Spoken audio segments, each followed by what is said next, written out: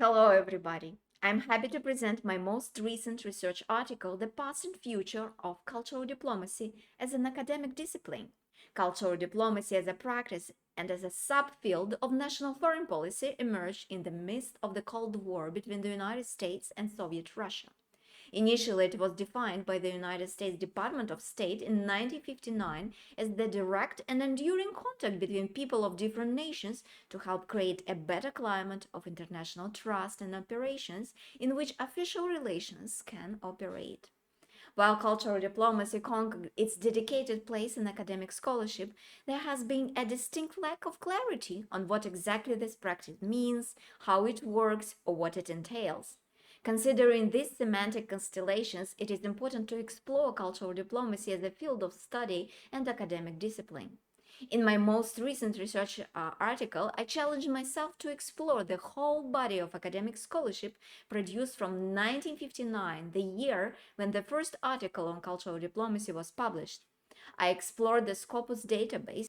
My research resulted in 1,663 items, employing mapping, chronology building, and focused content analysis of all publications data, as well as a thematic analysis of selected articles. I developed a comprehensive account of cultural diplomacy scholarship, identifying thematic and geographic coverage gaps to propose the future developments of the research area.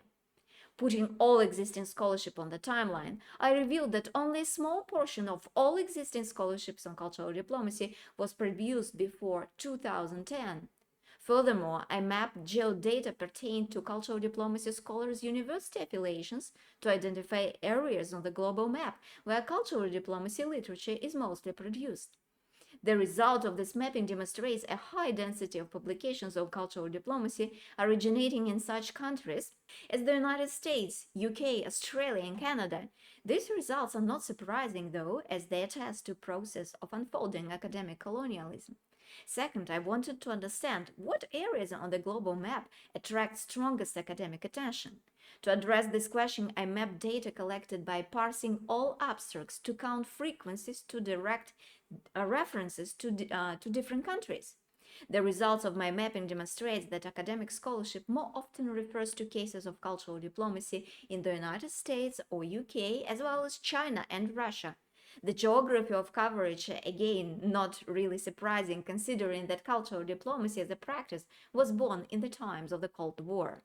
The situation signals the need to address these geographical gaps in scholarship to develop a much more diverse picture covering different parts of the world. Specifically, there is a growing need to explore cultural diplomacy following two main trajectories, such as post-colonial diplomacy and post-national diplomacy.